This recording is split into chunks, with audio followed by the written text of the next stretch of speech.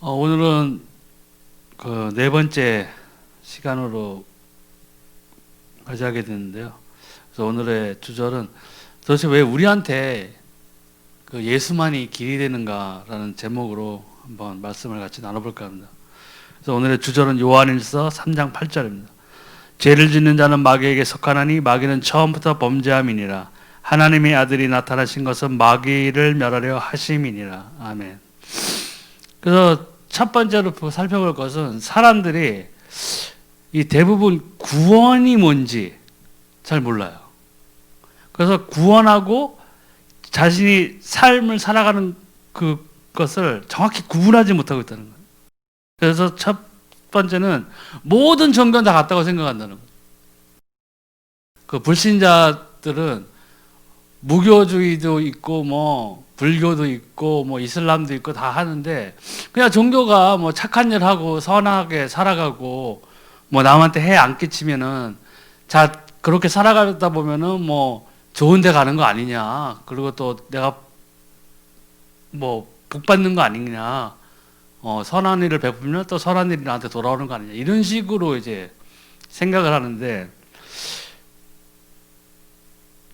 이 교회를 나오고 하나님을 믿는다고 하는 우리 크리스찬들 중에서도 이 정확히 모르고 이 예배 생활을 하거나 신앙 생활을 하는 분들이 계세요.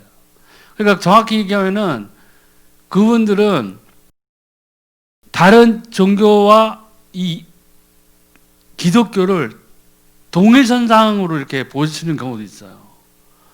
내가 카톨릭을 믿어서 성당을 가는 것보다 뭐 교회를 나가는 것을 그냥 선택하는 듯이 그 구원을 잘 모르면서 하나의 종교 중에 여러 가지가 있는데 내가 거기에서 그 카테고리 안에서 나는 교회를 선택해서 교회 생활을 한다. 이런 식으로 그 종교 생활로 생각하는 분들이 계시다는 얘기죠.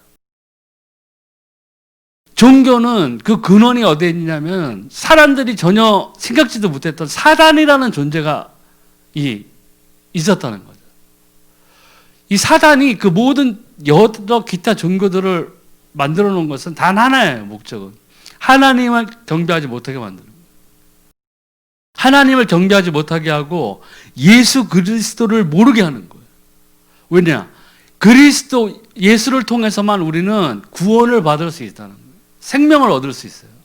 근데 사단은 우리의 원수이기 때문에 하나님을 대적하는 자고, 하나님이 우리를 하나님의 형상대로 지으시고 우리를 너무나 사랑하시기 때문에 사단은 그것을 가장 싫어하는 거예요. 그래서 종교라는 이름으로 하나님에게 다가가지 못하는 그러한 덫들을 만들어 놓은 거죠. 근데 사람들은 그걸 전혀 모르고 있어요. 근데 더 문제는 교회를 나오고 있는 사람 중에서도 이런 것을 모른다는 얘기죠. 구원이 정확히 뭔지를 몰라요. 그래서 불교라든가 이런 여타 종교들은 공을 닦고 덕을 세우는 것이 어떻게 보면 자기네들이 득도라든가 구원의 길로 이렇게 생각을 한다고요. 근데 종교는 종교와 우리가 하나님을 믿는 신앙의 가장 큰 다른 점이 이거잖아요. 종교는 내가 뭘 행해야 돼요. 내가 108번 절을 해야 하고, 내가 공을 들이고 새벽에 정한수를 떠놓고 거기서 엎드려 빌고 기도하고, 이런 식으로 뭐 무당이 뭐 어디 가서 뭐 하라 그러면 해야 되고, 부적 붙이라 그러면 부적하고, 뭐 구타라 뭐 구타이 되고, 모든 걸 다 자기가 해야 되거든요. 근데 구원은, 우리가 말하는 구원은 하나님이 모든 것을 예비해 놓으셨어요. 주 예수 그리스도를 믿으라. 그래야면 너 내 집이 구원을 받으려고 했잖아. 마음으로 믿어 의에 이르고 입술로 시인하면 너 구원이 된다고 그랬어요. 하나님의 자녀가 되는 권세를 주신다고 했었어요. 근데 그 문자 그대로 이게 어떻게 우리를 마음을 기쁘게 하려고 사도들이 그렇게 써놓은 게 아니라고요. 이거 써놓으면은 나중에 후대에 있는 우리 사람들이 기뻐하겠지, 이래서 해놓은 게 아니라 그 사람들이 성령의 충만한 가운데서 성령의 감동을 받고 자기가 선포했던 복음이 그 이스라엘 민족들에게 들어갔을 때 그들이 예수 그리스도의 제자가 되고 자녀가 되는 하나님의 나라가 임하는 그 과정, 마귀의 일이 멸해지는 사단의 권세가 무너지고 거기에 복음이 들어가고 생명이 들어가는 모습을 자기네들이 철저하게 그 유대인으로서의 삶에서 예수 그리스도의 제자된 삶으로 딱 변했을 때 느꼈던 하나님의 나라가 임하는 과정, 생명을 얻어가는 과정을 생생하게 체험하고 성령의 감동을 받아 쓴 것이라고. 그러니까 완전히 틀린 거예요. 하나님은 아담 하와 단둘이 있을 때에 선악과로서 하나님을 떠나게 되는 원죄가 있었는데 생겨났잖아요, 우리들한테. 그 원죄를 해결하기 위해서 단둘이 있을 때에도 언약을 주신 거예요. 주 예수 그리스도. 여인의 후손이 올 거라고 그랬어요. 그러니까 이 원죄라는 것을 불신자들은 모르죠. 제가 아는 형님이 있는데 손님이 이제 타가지고 전도를 했나 봐요. 그 형님. 근데 그 형님 되게 안 믿어요. 엄청나게 반대하는 분인데 그 특성이 있어요. 나도 교회 다녀봤다. 교회 다녀보니까 전부 이거 다 돈 그거 하는 거지? 아니야. 그러니까 자기만의 상처가 있었던 것 같아요. 교회에서. 그러니까 손님이 우리는 죄인입니다 하면은 막 성질을 내는 거예요. 내가 왜 죄인이냐? 내가 뭔 죄를 졌죠? 시끄럽다고. 그게 왜 그러냐면 몰라서 그런 거예요. 원죄가 뭔지를 몰라. 하나님을 떠난 것이 원죄거든요. 첫사람 아담으로 인해서 죄가 들어왔지만 마지막 사람 예수를 통해서 우리는 생명을 얻는 것인데 이 생명을 얻는 것을 알려면 내가 먼저 죄인 된 것을 알아야 되거든요. 하나님을 떠나 있는 상태에서 내가 내 삶을 갖다가 그렇게 살았구나 하는 자기 반성이 있고 회심이 있어야 되는데 이제 그게 잘 안 되는 거죠. 근데 그게 가장 큰 주요한 원인이 사단이 있고 그 공중 권세 잡은 자의 그 권세 아래서 종로릇하고 있기 때문에 그런 건데 원죄를 물다. 그래서 카톨릭에서는 성모 마리아도 원죄 없다고 그러잖아요. 잘못 알고 있는. 제일 큰 그러니까 원죄가 뭔지를 모르는 거예요. 카톨릭도. 하나님을 떠난 죄인데 성모 마리아가 예수님을 낳았다고 그래가지고 성령으로 잉태했다고 그래서 원죄 없다고 그러거든요. 아니에요. 남자의 씨앗을 받은 자는 다 이 죄 가운데 태어난 거예요. 그렇기 때문에 예수 그리스도를 성령으로 잉태시키신 거거든요. 왜냐면 원죄가 있으면 안 되잖아요. 우리를 위한 대속 제물로 드리시는 그 직분을 가지고 오신 그리스도신데 흠없고 점없는 어린 양 같아야 되거든요. 하나님께서 태초 그 창세기 3장 사건에서 바로 그때 이미 그 언약을 주셨다고요. 근데 사람을 모른다고요. 그래서 종교는 사람이 만들었지만 복음은 하나님이 주신 거예요. 그래서 종교는 사람이 뭘 해야 되고 찾아가는 거지만 이 복음은 하나님이 주신 그 구원이 기준인 거예요. 내가 뭘 잘해서가 아니에요. 내가 뭘 하나님께 드려서가 아니고 내가 뭘 남한테 더 선하게 해서도 아니고 내가 남들보다 더 잘생겨서도 아니고 내가 남들보다 더 공부를 많이 해서도 아니고 그 아무것도 아닌 하나님의 언약이 성취가 예수 그리스도 생명이시기 때문에 그 생명을 통해서 우리가 구원을 받는 거예요.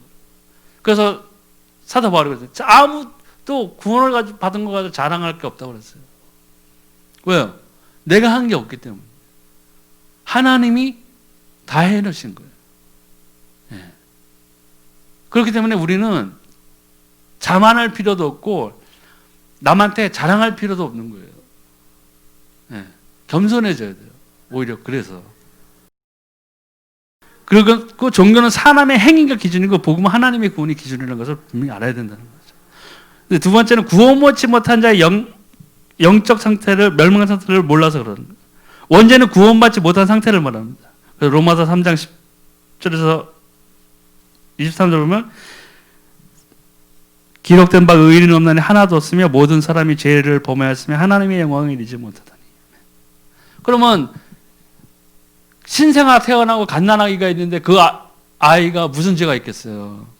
이 하나님을 떠난 죄가 원죄가 첫사람 아담 때부터 있던 그 죄가 계속 내려온 거예요.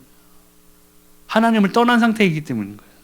그 뜻은 창세기 3장에 출현한 사단의 속에 그대로 장악되어 있는 상태죠. 그래서 에베소서 2장 2절 3절에 그때 너희는 그 가운데서 행하여 이 세상 풍조를 따르고 공중의 권세 잡은 자를 따랐으니 곧 지금 불순종의 아들들 가운데서 역사하는 영이라. 전에는 우리도 다 그 가운데서 우리 육체의 욕심을 따라 지내며 육체와 마음에 원하는 것을 하여 다른 이들과 같이 본질상 진노의 자녀였더니, 바로 그 신분이 이렇게 되버렸다는 거예요. 그래서 예수를 처음 믿고 예수 그리스도를 정말 만났을 때에 인격적인 만남이 있었고 성령의 세례를 받고 했을 때 뒤돌아보게 되는 것은 내가 살았던 그 삶 속에서 내가 왜 그렇게 방황하고 내 삶을 갖다가 절제하지 못하고 그 살아왔었던 그 이유가 너무 적나라하게 밝혀진 거죠. 왜? 나도 모르는 내가 왜 귀신에 시달렸는가 생각해보면 그 사단의 존재가 있었던 거예요. 그런데 예수 그리스도를 만나고 예수 그리스도 이름으로 기도했더니 귀신이 나를 더 이상 괴롭히지 않았어요. 괴롭히지 않은 게 아니라 못한 거예요. 왜요? 내 신분이 정확히 하나님의 자녀가 된 거예요. 예수 그리스도를 정말 전심으로 만나길 원하고 그분을 만났다면은 예수님이 5년의 기한을 두고 네가 하는 거 봐서 하나님의 자녀가 되는 권세를 주겠다가 아니라 즉시로 받아요. 십자가상에서 있던 좌우에 있던 도덕 중에서 한 명은 예수님을 조롱했지만 한 명은 예수님에게 자기를 구원해 달라고 했어요. 주여 나를 기억해 주옵소서 했어요. 이분은 죄 없이 죽임을 당하지만 우리는 우리의 죄값을 받는 것이고 주님 저를 기억해 주십시오 했을 때 예수님께서 뭐라고 그러셨어요? 내가 말하노니 오늘 밤 되면 너가 나와 함께 낙원에 있으리라. 즉시로 구원받은 거예요. 어떤 유효 기간이 있는 게 아니라는 거예요. 근데 그 왜 그런 기간이라든가 뭐 이런 조건이 없느냐? 완벽하신 하나님께서 하나님이 하나님의 방법대로 우리에게 구원의 선물을 주기 위해서 만들어 놓으신 거예요. 선포된 말씀이 그대로 이루어진 거예요. 그렇기 때문에 우리가 구원을 받은 거죠. 그 멸망 상태는 굉장히 무서운 상태예요. 그 영이 사단의 영을 받은 상태죠. 그러니까 사람들이 왜 우리가 생각하기에는 전혀 이해되지 않는 그런 행동들을 하는 사람들이 있잖아요. 막 가다가 막 환청 들려가지고 길 가는 사람 막 칼로 찌르고 막 그러잖아요. 돌 던지고 막 그러잖아요. 도대체 왜 저런 짓을 할까? 그게 그 배경에는 사단의 영이 그 사람을 지배하고 있기 때문에. 예전에 한번 아주 오래된 얘기인데 환청에 들려서 아버지 죽인 사람이 있어요. 그때 뭐 세상에 떠들썩했던 그런 사건이었는데 그 친구가 교도소에 수감돼서 거기서도 이제 뭐 아버지를 죽인 그런 자책감이라든가 이런 거에 대해서 굉장히 괴로워하고 있었을 텐데 거기에서 교도관으로 있던 분이 장로님인가 그랬었는데 그분이 그 조그마한 새창살 사이로 그 친구한테 뭐를 전해줬냐? 이 예수님을 전해준 거예요. 이 친구가 거기서 예수님을 받아들였는데 그 수십 년간 자신을 괴롭혔던 환청이 더 이상 들리지 않았어요. 너무 안타깝죠. 그 친구가 세상에서 삶을 살아가고 있을 때 주변에 누군가가 만약 가족 중에서 복음을 들고 가진 자가 있었다면 그 사람에게 복음을 전해줬으면 해결이 됐을 텐데 안타깝지만 하지만 그 감옥 안에서 교도소 안에서 그 사람이 구원을 받았어요. 세상 사람들이 보는 눈은 이해가 안 되는 거죠. 아니 무슨 아버지를 찔러 죽인 놈이 그래 예수 믿는다고 구원을 받아?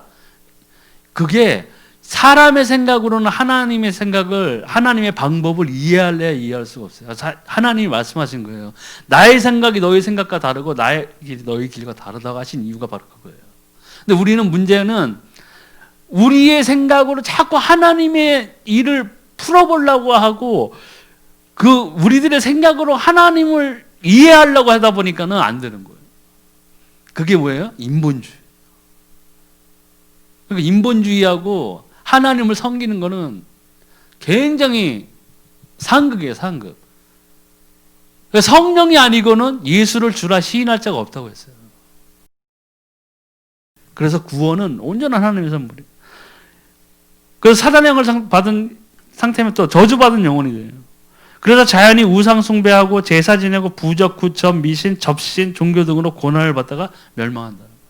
그 실컷 사단에게 종로로 타다가 사단이 시키는 대로 계속 방황하고 죄짓고 세상 사람들에게 악영향을 끼치고 고생하고 뭐 부적 사람은 또 부적 사고 제사 지내면 제사 지고 구타라면 구타면 그런 삶을 살다가 나중에 죽음을 맞이했을 때는 자기들이 생각한 게 아닌 영원하신 하나님의 심판 앞에 서는 거라고요. 거기 가선 되돌릴 수가 없잖아요. 무당이 시켜서 했어요. 뭐 이런 말이 필요가 없는 거예요. 예. 영원한 멸망에 빠지게 되는 거예요. 가장 무서운 거죠. 또 현실적으로 실패를 하고 세상을 떠나요. 무슨 뭐 사업을 하다가 크게 성공한다든가 이런 기쁨을 누릴 수 있어요. 우리 모든 사람들이. 그리고 성취감도 얻을 수 있고 다 하는데 사단이 하는 일이 뭐예요? 결국에는 그 영혼을 멸망시키는 거예요. 마지막에는 멸망시킨다는 거예요. 그렇기 때문에 그 인생이 다른 사람들이 봤을 때는 휘황찬란해 보이고 하지만 그 끝에는 실패만 기다리고 영원한 실패에 빠지는 거예요. 영원한 멸망에 빠지는 거라고요. 또 더 문제는 3, 4대까지 망해요. 네.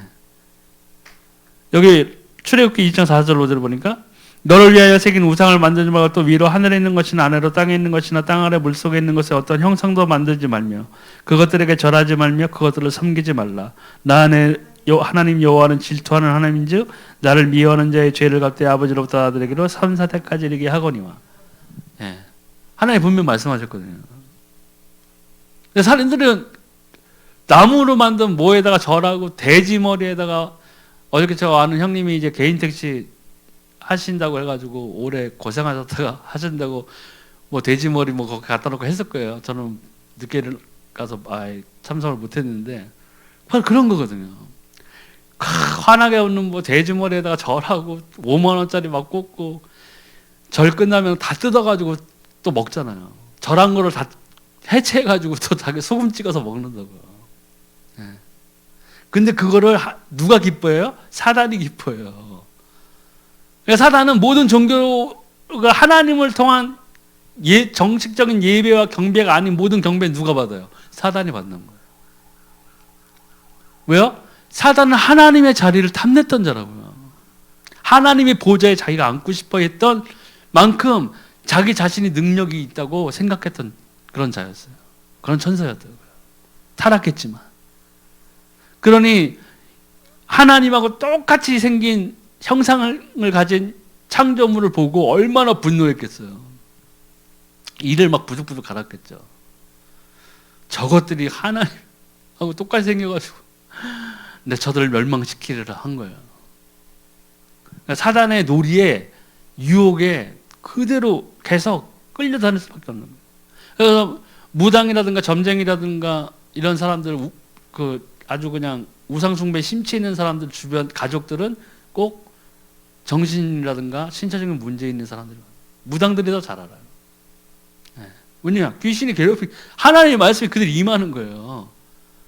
네. 또 정신적인 병, 악신 들린 병, 이름 모를 병으로 또 육신도 시달리게 돼요.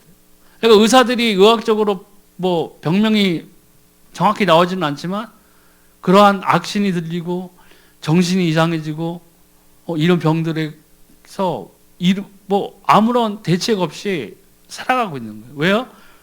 하나님을 떠나서 예수 그리스도를 통한 구원이 없기 때문에 이러는 상태라는 멸망의 상태라는 거. 그리고 내 자신이 나도 모르게 이 사단에게 속해가지고 이 세상에서 내가 지금 이 고생을 하고 있다는 것을 모른다고요. 예. 근데 문제는 교회를 나오는 사람 중에서 여기 예배 드린다고 앉아있는 사람 중에서 이런 것을 모르는 분들이 계세요. 그런데 어떻게 여기서 예배 드린다고 해서 하나님을 만난 상태라고 얘기할 수 있겠어요? 힘든 거죠. 그리고 결국에는 제일 문제가 지옥으로 가게 돼 있어요. 나사로와 부자의 이야기처럼 비참하게 되는 거예요. 그래서 세 번째 구원할 자는 딱 한 분이에요. 세상에 다른 구원을 받을 만한 다른 이름을 우리에게 주신 적이 없다고 하셨어요. 예, 이게 먼저 이해돼야 돼요. 한 분이라는 걸 이해해야 돼요. 두 분이 아니라 세 분이 아니라 예수 그리스도 외에는 없어요. 하나님이 주신 그 언약이기 때문에. 그러니까 일본이라든가 저기 뭐 동남아시아에 온갖 신들이 많잖아요. 막 몇백만 된다 그러더라고요. 이름 다른 그런 신들이. 그리고 뭐 남미나 이런 데 보면 천사들도 우상 숭배하잖아요. 뭐 기쁠 때 나를 뭐 하는 천사, 뭐 성자들까지 뭐 다 이름 붙여가지고 그 사람들한테 기도하고 뭐 그러거든요. 절대 아닌 거예요, 그렇게. 그럴듯해 보이잖아요. 말 안 하죠. 그럴듯해 보여요. 근데 생명이 아닌 다른 것이라고요. 생명이 중요한 거지 다른 건 중요한 게 아니에요. 반드시 근데 이 예수 그리스도께서 어떻게 하셨어야 되냐? 반드시 인간의 몸을 입으셨어요. 예. 요한복음 1장 1절에서 14절. 태초에 말씀이 계시니라. 이 말씀이 하나님과 함께 계셨으니 이 말씀은 곧 하나님이시라. 말씀이 육신이 되어 우리 가운데 거하심에 우리가 그의 영광을 보니 아버지의 독생자의 영광이요 은혜와 진리가 충만하더라. 아멘. 그러나 인간의 몸을 입었어야 되는데 뭐가 없어야 돼요? 죄가 없어야 돼요. 우리를 위한 영원한 대속물로 오셨기 때문에 죄가 없어야 돼요. 그래서 히브리서 4장 15절에 우리에게 있는 대제사장은 우리의 연약함을 동정하지 못하실 리가 아니요 모든 일에 우리와 똑같이 시험을 받으시니로되 죄는 없으시니라. 아멘. 원죄가 없어야 돼요. 왜냐하면 우리가 원죄 때문에 이 하나님을 떠난 죄 때문에 이 사단에게 지금 속아서 우리가 영적 신분이 본질상 진노의 자녀인 신분이었는데 우리의 대속물로 오실 예수님께서는 죄가 없으세요. 죄가 해결하신 분이어야 된다고요. 예. 그래서 모든 일에 우리와 똑같이 시험을 받으신 이로되 죄는 없으시니라. 성경 얼마나 정확하게 얘기하고 있는지를 우리는 알아야 돼요. 그래서 보면 또 아담의 후손이 아니에요. 동정녀 탄생을 창세기에 이미 하나님께서는 여인의 후손이 와서 뱀의 머리를 밟을 것이라 그러고 확실하게 예언을 해주셨어요.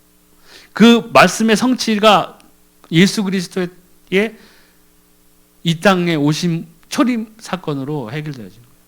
그 성경은 정확히 보면 구약은 오실 예수님을 이야기한 거고 신약은 오신 예수님을 이야기한 거잖아요.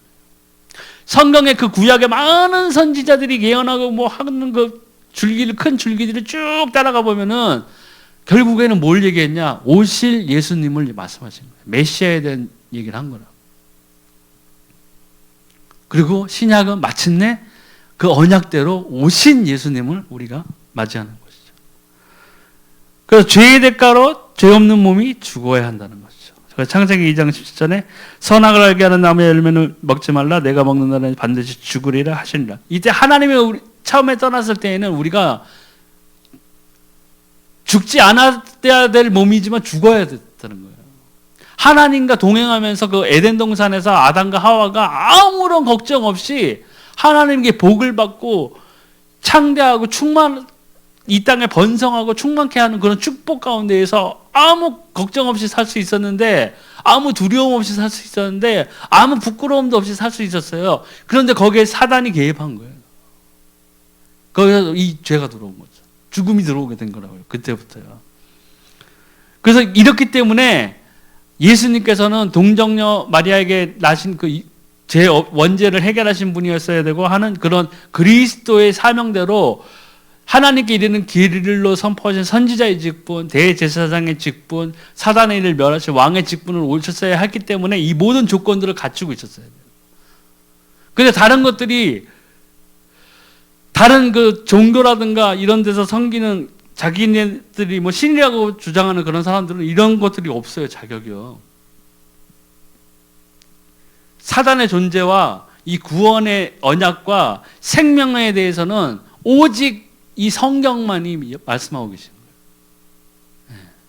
다른 경전 뭐 아무리 다 찾아봐도 이 인간의 근본적인 죄를 밝히는 데가 없다고요. 그래서 하나님이란 증거로 반드시 부활해야 돼요. 고린도전서 15장 3절에서 5절.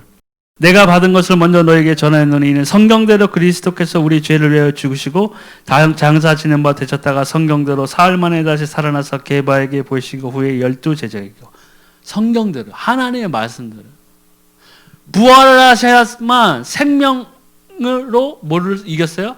사망을 이겼어요. 성경에 나와있죠. 사망아 너 쏘는 것이 어디 있느냐고. 예수 그리스도께서 부활하심으로 사망을 이기신 거예요. 그렇기 때문에 우리가 나중에 이 예수 그리스도의 그 언약을 통해서 우리가 생명을 얻어서 우리가 부활하는 거예요. 나중에요. 마지막에 심판 때 백보자 심판이 있을 때 뭐예요?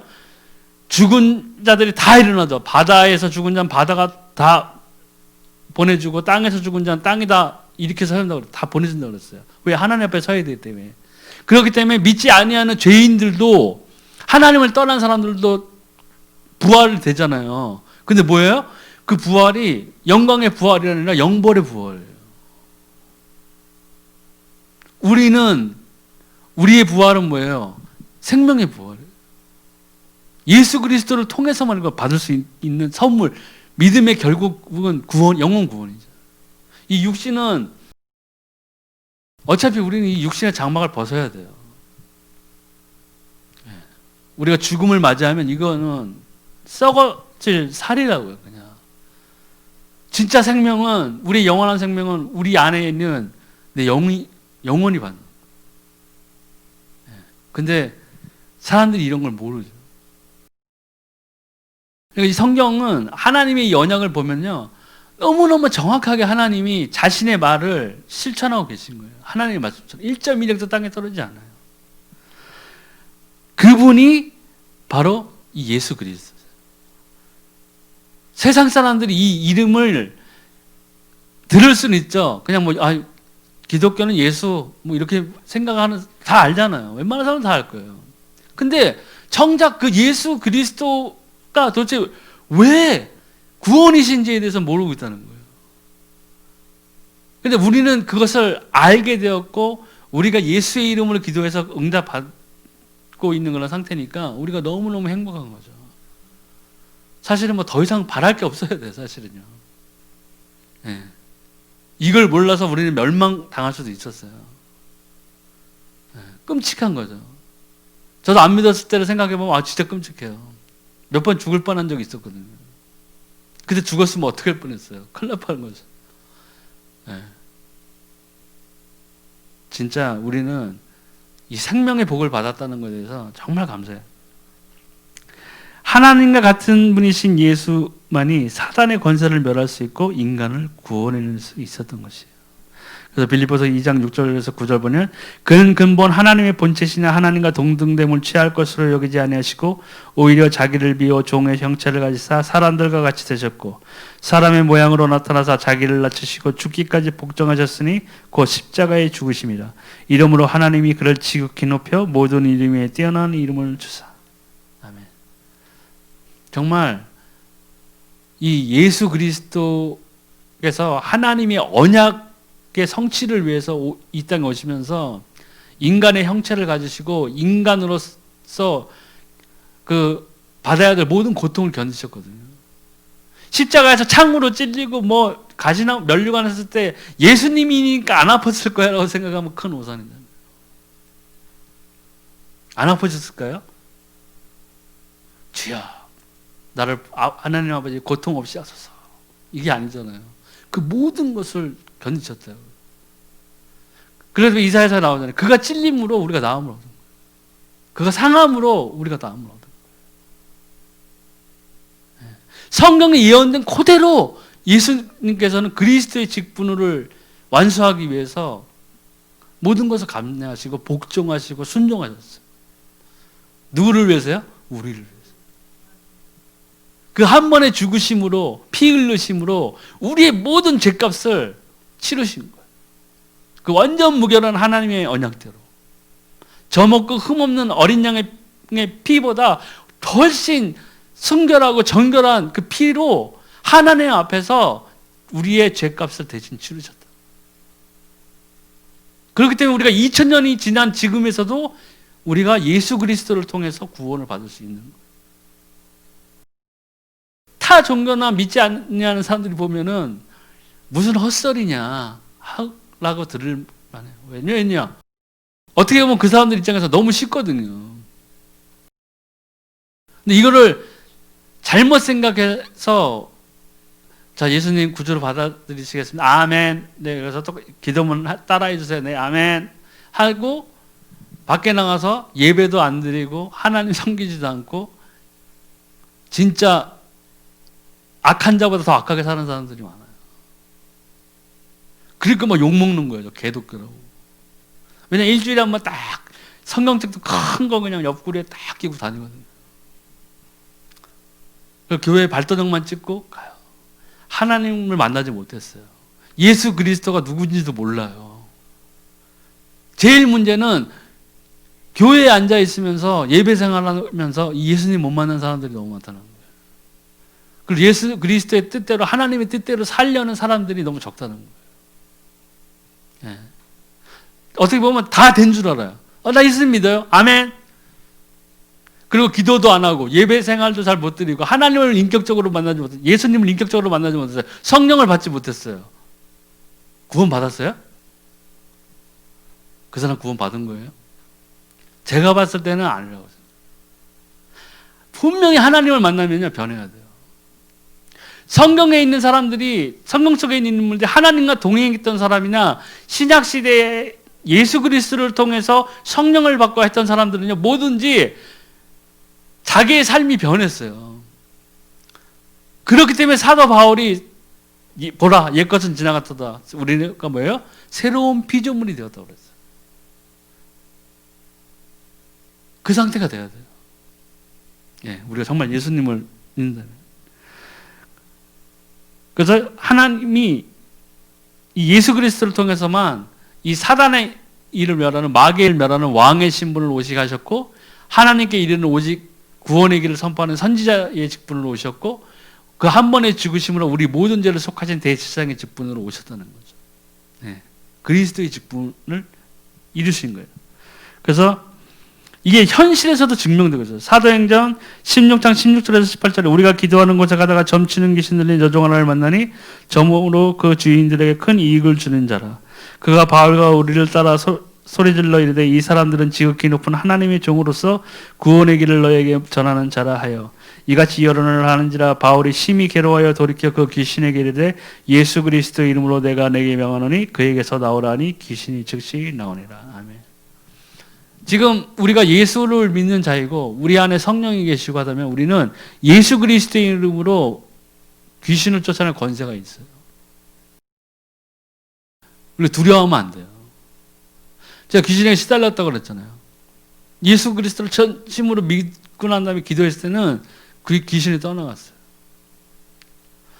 저희 어머니가 점을 치는 거 좋아하셔가지고 이모랑 나란히 손잡고 갔어서 그 문자나 이런 걸로 뭐 사주나 이런 걸로 뭐 풀이해가지고 하는 그런 점쟁이가 아니라 귀신의 영을 받은 점쟁이한테 갔을 때 나에 대한 사주 이런 거 있잖아요. 그런 걸 들고 딱 줬을 때 그 귀신 들린 그 점쟁이가 전개가 안 나온다고 했거든요. 우리 어머니가 물으셨어요. 왜요? 하나님 믿는 사람. 귀신이 더 잘 알아요. 성경에 분명히 나와 있잖아요. 너희가 하나님을 믿느냐? 잘하였다. 귀신도 믿고 떤다고 그랬어요. 귀신은 믿으니까 떨어요. 하나님이 계신 걸 알게 돼 귀신은 자기의 마지막 최후가 어디로 떨어질 가능성을 너무 잘 알기 때문에 떠는 거예요. 예수님을 만난 그 군대 귀신들이 어떻게 됐어요? 돼지떼로 들어가기 전에 예수님 만나가지고 예수님한테 당신의 때가 아닌데 왜 갑자기 오셔가지고 우리들을 이렇게 떨게 만드냐고 했어요. 아직 때가 아닌데 귀신들은 뭐예요? 마지막 때를 알고 있어요. 그러니까 예수님한테 하소연을 한 거잖아요. 아니 마지막 때 아닌데 아직 우리가 알기로 예수님 왜 오셨어요? 귀신은 우리보다 더 잘 알아요. 하나님의 존재를. 그러니까 우리가 예수 그리스도를 믿는 자로서 구원을 받았다면 우리는 하나님과 더 친밀해져야 돼요. 당연히 그래야죠. 예수님을 닮아가는 모습이 될 수밖에 없다는 거예요. 그리고 이 현실에서도 바꿔 말하면 저 불신자들, 하나님을 모르는 사람들은 이 고통 가운데서 살고 있는 거예요. 귀신의 한마디 한마디, 점쟁이 한마디 한마디에 자기 인생을 걸어버려요. 그거 외에는 보이질 않아요. 경주하는 말들이 눈 가리개를 하고 막 경말을 하잖아요. 딴 거 보지 말라고, 앞만 보고 라고. 귀신한테 모든 눈들이 가려져 있다고. 들을 귀도 다 막혀 있는 거예요. 그리고 자기의 인생을 송두리째 아무 탈출구 없이 달려가고 있는 거예요. 불길 속으로 달려가는 건 마찬가지예요. 오늘 그 유명한 우리나라의 그 그룹 회장이 6년째 누워 계시다 돌아갔잖아요. 예. 돌아갔어요. 그 사람이 세상적으로는 성공했고 자기의 기업을 위해서 세계적으로 글로벌한 기업을 만들기 위해서 목표를 세우고 자기가 진두지휘 하면서 많은 업적을 이뤘고 삼성이라는 거대한, 삼성전자라는 그 거대한 회사를 이룩했어요. 인생의 성취는 맛봤어요. 그렇지만 그 사람 지금 어디가 있어요? 하나님 앞에서 얼마나 황당했겠어요. 그게 행복한 거예요. 그 많은 부 때문에 자기의 자손들이 뭐예요? 예수 믿을 가능성이 굉장히 희박해진 거예요. 그 아들들, 그 재벌들한테 가서 예수 믿으면 복 받아 해보세요. 뭔 복? 아우, 골치 아파지고, 세무조서 들어가지고 머리 아파 죽겠는데 무슨 더 이상 뭘 내가 벌라고. 됐어.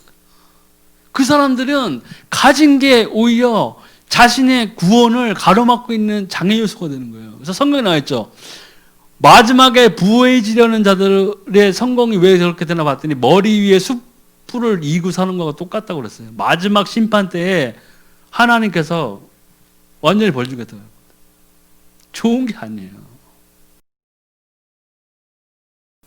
잘 살아도 못 살아도 중요한 건 뭐냐면 내 삶이 내가 지금 하나님과 동행하고 있느냐 아니냐. 내가 예수 그리스도와 함께 아느냐 아니냐 그 문제지 다른 건 문제가 되지 않아요. 생명이 가장 중요한 거예요. 다른 건 얻을 수도 있고 뺏길 수도 있고 뭐 잊어버릴 수도 있어요. 근데 뭐예요? 생명은 뭐예요? 한 번 잃어버리면 끝인 거예요. 게임처럼 뭐 3세판 있는 게 아니잖아요. 우리가 에이씨 오늘 꼬라지 보니까 못 살 것 같은데 인생 리셋 버튼 탁 눌러가지고 조합 드르륵 해가지고 부자 딱 이게 되는 게 아니라고요 지금. 예. 저도 예수님 안 믿었을 때는 진짜 세상 꼬라지 보고 막 집안 꼬라지 보고 막 열 받고 막 그러더라고요. 그러니까 뭐 목적 없이 산 거잖아요. 아무런 기쁨이 없는 거예요. 그러니까 세상 속으로 들어간 거예요 계속. 술 먹고 담배 피우고 뭐 나이트클럽 가고 공부는 다 때려치고 애 필요 없어. 책가방에 그냥 볼펜 하나만 들고 들어오는. 교과서도 안 갖고 다녔어. 그런 사람 속에서 그런데 더 웃긴 건 교회도 다녔었어요 그때. 우리나라 그 압구정동에 큰 교회 2개 다 다녔어요. 어디 교회가 더 예쁘냐 해가지고 막 친구들이랑 상의해가지고 아 저쪽이 더 예쁘다 그러고 저쪽으로 이번 주일에는 소망교회에서 나오고 다음 주일에는 광림교회에서 나오고 그랬어요. 거기서 성경도 뭐 전도사님이 읽으라 그러면 막 읽고 그랬어요. 근데 뭐예요? 내가 구원받았었어요 그때요? 안 받았어요. 나는 그냥 다 종교생활 한 거예요. 그러실 때 보여서. 진짜 나중에 예수님을 만나고 나니까 야 정말 하나님 살아계시구나. 이 예수가 그리스도시구나. 이분 통해서만 이분만이 나에게 생명을 주실 수 있는 분이구나. 언약대로 정말 하나님의 언약대로 이분이 오신 분이구나. 그렇기 때문에 우리 집안에 있던 그 모든 그 사단이 심어놓은 악들, 그 다음에 그 저주들, 가게에 흐르는 저주가 있어요. 그 저주들로 인해서 나의 삶이, 우리 가족의 삶이 그렇게 흘러나갈 수밖에 없었구나. 이렇게 된 거예요. 해답을 알게 된 거라고요. 그러니까 그 상황이 다 이해되는 거예요. 왜 이렇게 우리 엄마가 전 보러 다니고 막 했는지. 답답하니까 하나님 못 만났거든. 근데 우리 엄마도 더 웃긴 거는 유명한 목사님 전도사 시절 천막교회 할 때 거기서 다녔었다는 거예요. 우리 엄마도. 내가 자랑했거든요. 가끔가다. 근데 뭐예요? 우리 엄마 거기서 자기 말대로 뭐 특성도 하고 막 그랬다고 하는데 자기 말로는 특송했겠죠. 뭐 했다고 했으니까 했겠죠.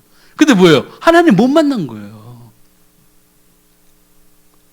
거기서 봉사는 열심히 하고 했겠죠.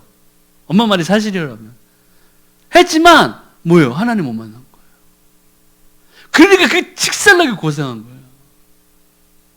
오죽 답답했으면 점쟁이 찾아가고 뭐 아까 목사님과 서대문 영천시장 말씀하셨는데 영천시장에 제가 고향이에요 거기가. 근데 그 영천시장에 그 장님 하나 있거든요 점쟁이.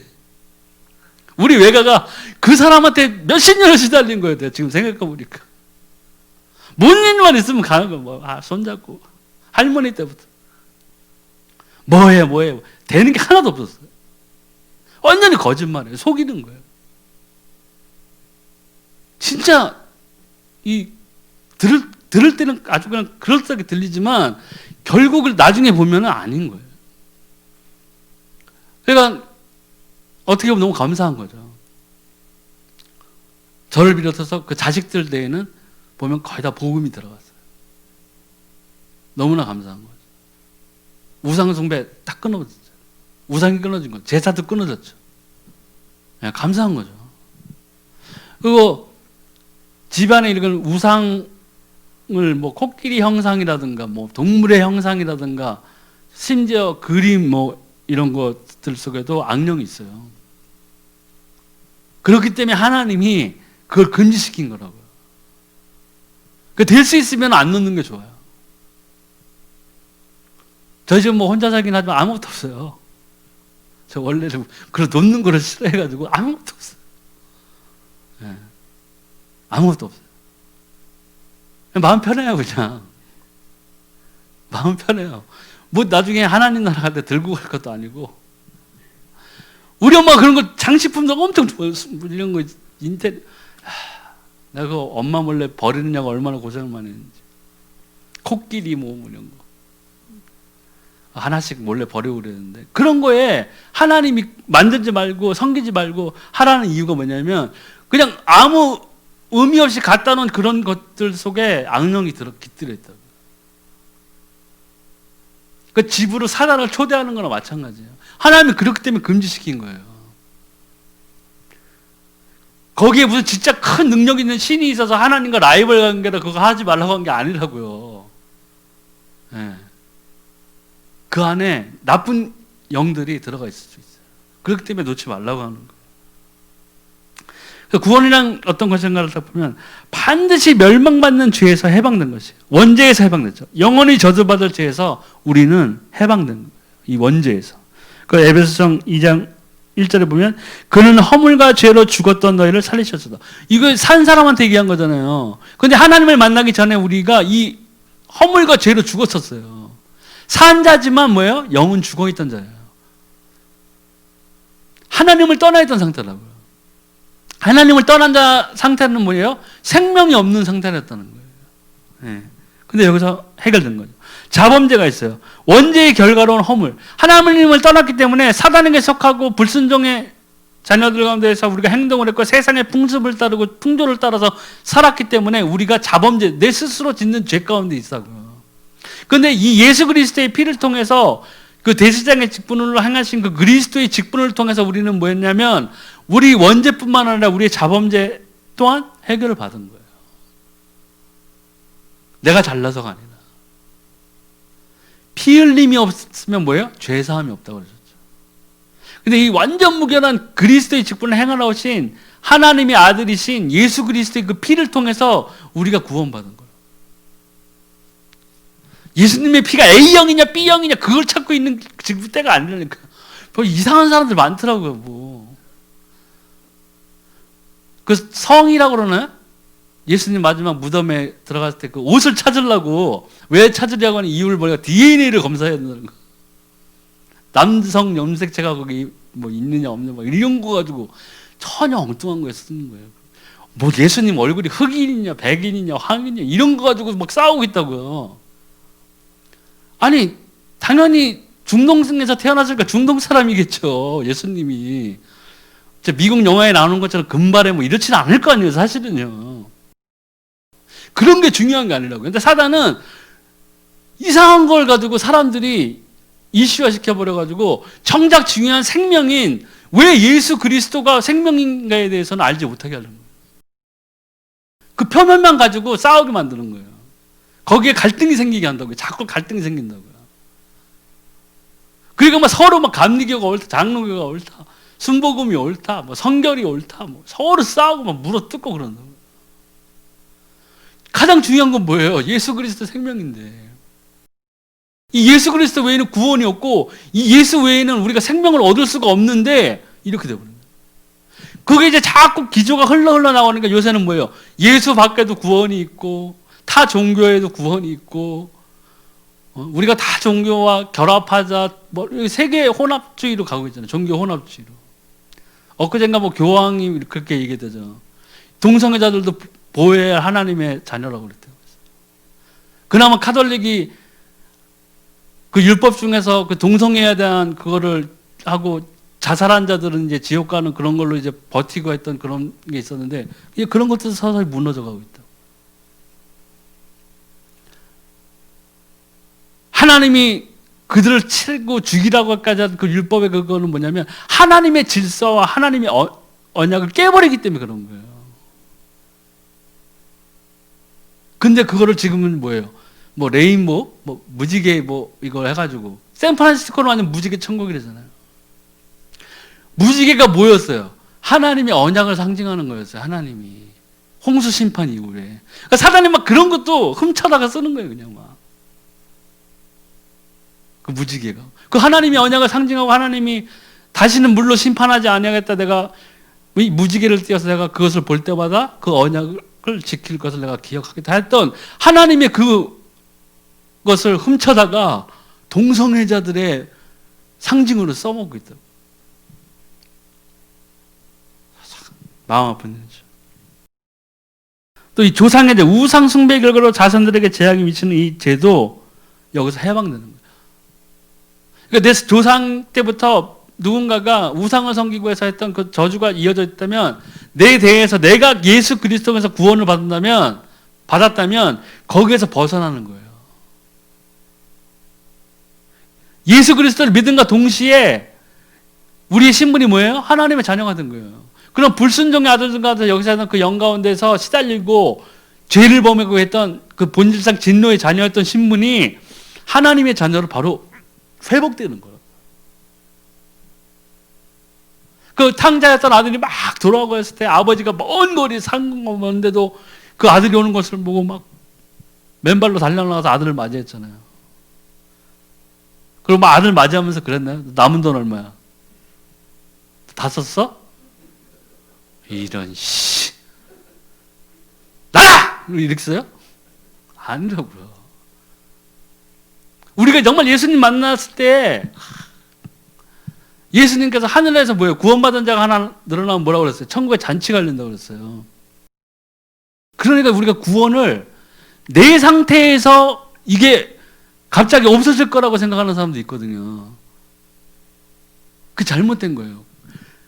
하나님에게 우리가 예수 그리스도를 통해서 그리스도 예수의 이름으로 기도해가지고 우리가 진심으로 그를 우리의 구주시고 우리의 죄와 저주와 사단의 일을 해결하신 그리스도로 오신 것을 확실히 믿고 영접하고 그분을 누리고 있다면 우리의 구원은 영원한 거예요. 예수님 잘 믿다가 열심히 섬기고 하나님 감사합니다 하다가 갑자기 오늘 부부싸움을 했는데 야! 이 X야! 하는데 뇌졸중이 와서 탁 쓰러졌어. 어디 가요? 지옥 가요? 하나님 예수님이 그러겠어요. 야, 이 새끼 99.9% 되다가 아유 아깝다 너. 오늘 왜 갑자기 욕을 해가지고 지옥 가? 이거예요? 그러려고 예수님이 하나님의 언약대로 십자가상에서 피 흘리신 거예요? 아니에요. 오늘 우리가 예수 그리스도의 이름을 기도해서 응답받고 성령이 내 안에 계시고 내가 확고한 믿음 가운데 있다면 내가 감옥에 있던 어디에서 떨어져 죽던 창에 찔려 죽던 뭐 하든 순교하든 구원받은 거예요. 우리 구원은 흔들리지 않아요. 다만 허투루 옆에서 그냥 영접하니까 네 아멘 이런 사람들 그리고 그 이후에 하나님과는 완전 동떨어져 살고 예배 생활 한 번도 안 하고 기도도 한 번도 안 하고 하나님이 살아계신 증거를 그의 삶 속에서 도저히 찾아볼 수 없는데도 자기 혼자서 나는 하나님이 나를 사랑해 하는 사람들은 구원 못 받은 거예요. 제가 확실해요. 구원받은 자는 변화해야 된다고 그랬죠. 어떻게 돼요? 하나님께로 와야 돼요. 예배 생활하는 건 당연한 거예요. 기도 생활하는 건 당연한 거라고요. 내 삶이 악한 것에서 떠나는 것, 죄를 버리는 거나 습성에서 떠나는 것도 당연히 있어야 돼요. 하지만 구원이 날마다 시마다 분마다 초마다 변하는 건 아니라는 거죠. 나의 상태에 따라서. 나의 상태에 따라서. 내가 오늘 조금 우울하다 하면 하나님 떠난 거예요? 하나님 안 계시나요? 아니잖아요. 그리고 이런 믿음이 우리에게 필요해요. 있어야 돼요. 이런 죄들, 이런 그 원죄, 자범죄, 조상의 죄 이런 데서 예수 그리스도의 그 피 흘리심으로 인해서 우리는 완전히 해방받은 거예요. 그 현재 사단의 권세 그 운명에서 벗어나는 거죠. 에베소 2장 2절에 그때의 너희는 그 가운데 생활해 이 세상 풍조를 따르고 공중의 권세장을 따랐으나 곧 지금 불순종의 아들 가운데 역사하는 영. 그 지금 불순종의 아들 가운데서 역사하는 이 영에서 우리는 예수 그리스도를 통해서 하나님의 자녀로 그 신분이 이동된 거라고요. 바로 생명록에 이름이 적힌 거라고요. 그래서 우리가 거기에 대한 확신이 있어야 돼요. 내세에 천국 보지 않는 것이죠. 에베소 2장 또 함께 일으키사 그리스도 예수 안에서 함께 하늘에 앉히시니 우리의 소망이죠. 천국에 있잖아요. 분명히 천국은 있어요. 난 보진 못했어요. 하지만 천국은 있어요. 왜요? 예수 그리스도께서 계시잖아요. 지금 예수 그리스도께서 어디에 계세요? 하나님의 보좌 우편에 앉아 계시다고요. 스데반 집사가 막 돌 맞아 죽고 해가지고 딱 하늘이 열리고 뭘 봤어요? 그 하나님의 보좌가 있는데 그 위에 서 계신 예수님을 보셨다고요. 예수님이 얼마나 스데반을 반기려고 했으면은 보좌 옆자리에 앉아 계시다가 일어서가지고 스데반을 데려가려고 이렇게 하셨겠어요. 보라, 인자가 하나님 우편에 서 계신 것을 내가 보노라. 그때 뭐라고 그랬어요? 와, 어디? 이게 아니라 더 때려 죽여줘. 저 미친놈 더 죽여. 빨리 죽여줘. 사도 바울은 그 옆에서 스데반 그 옷 챙기고 있어요. 세상이 그래요. 그리스도 예수를 모르고 하나님을 모르는 상태에서는 뭐를 해도 정답을 찾을 수 없어요.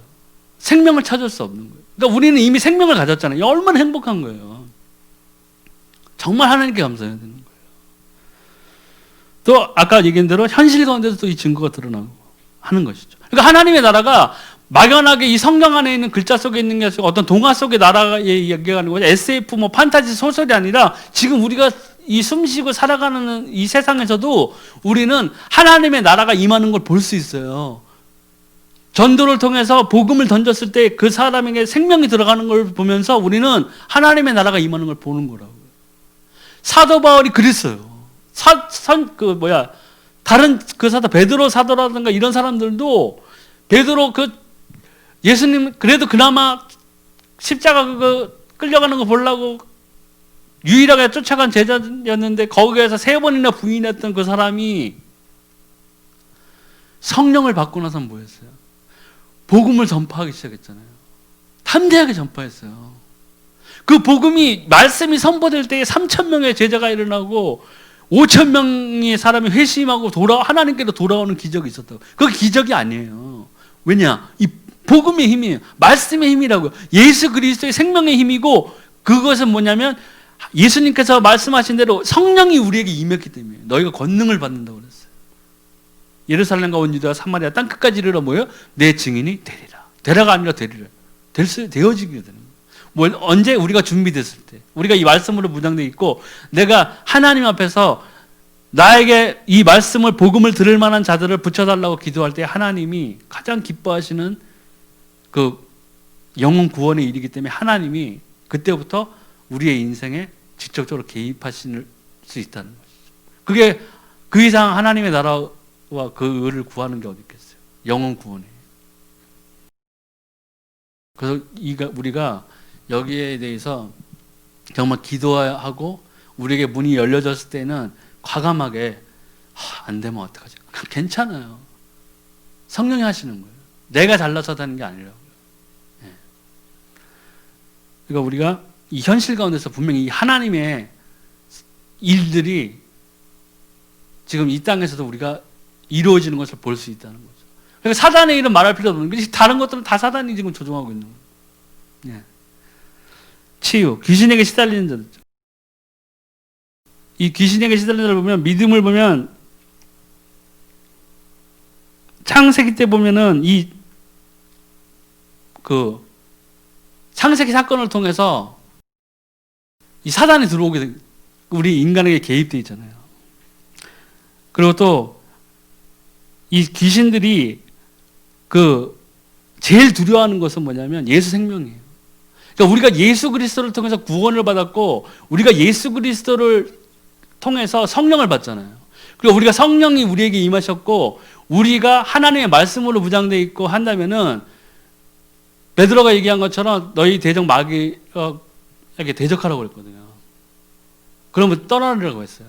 근데 우리가 아무런 무장이 안 되고 있을 때 귀신아 떠나가라 하면 나가겠어요? 안 되잖아요. 그러니까 우리가 모든 것에서 준비되어져야 돼요. 말씀으로 무장되어져야 되고, 기도는 말할 것도 없죠. 당연히 기도해야 되고, 우리가 성령의 충만을 유지하기 위해서 굉장히 우리가 기도하고 예배하고 하나님의 말씀을 따라가는 삶을 살아야 돼요.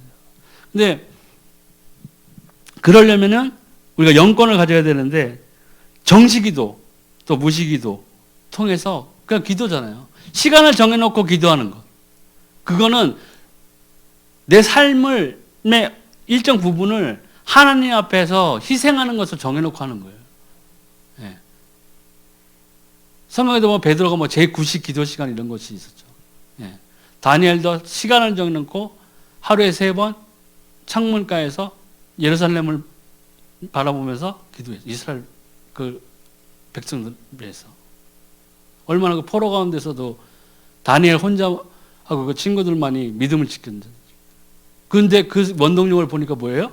하나님의 영이 함께 하신 것도 분명히 있지만 기도했어요.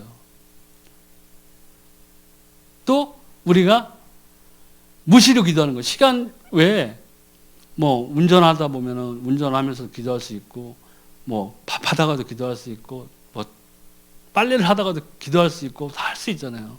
근데 우리가 많은 부분들에서 이러한 것들이 사실 실천이 안 되죠. 근데 우리가 이 기도로 나아갈 때만 제 경험으로도 하나님과의 그 친밀함이 유지될 수 있어요. 그때 우리에게 영적 권세죠, 영권이 생긴다는 거죠. 그러니까 이게 무슨 어떤 계급이 아니라 하나님과 더 친밀해지는 거예요. 하나님과 더 동행하는 거예요. 예수 그리스도와 동행하는 삶이 되는 것이고, 성령 충만한 삶이 된다는 것이죠. 예. 우리가 이런 것들을 정말 가질 때, 이 예수가 우리에게 길이 되고 생명이 되는 것을 나만 갖는 것이 아니라 다른 사람에게 전해질 때에 성령이 그들의 마음을 주장하셔서 그 문을 열게 되신다는 거예요. 이게 우리가 준비가 안 되면은 우리가 복음을 던진다고 해도 그 힘이, 영향력이 적어지는 거죠. 예. 그래서 우리가 하나님과 더 친밀해져야 되고, 그러기 위해서는 무엇보다 신속하게 우리가 우리 죄를 많이 죄에서 떠나가야 돼요. 제가 느끼는 건 그거예요. 우리가 죄 안에 있으면서 예수님 사랑한다고 하면은 하나님이 듣지 않으세요. 우리가 말로만 거부하는 게 아니라 뭐예요? 우리 행위로 하나님을 부정하는 거예요. 부인하는 거예요. 그러니까 우리가 그런 것에서 빨리 돌이켜서 그 주변에 있는 우리 연결되어 있는 모든 지체들이나 가족들에게 꼭 이 예수가 그리스도 되시고 이 예수만이 생명이라는 이 말씀을 정말 우리가 삶이 끝나는 그날까지, 예수님 오시는 그날까지 사명을 잘 감당해야 되겠습니다. 감사합니다.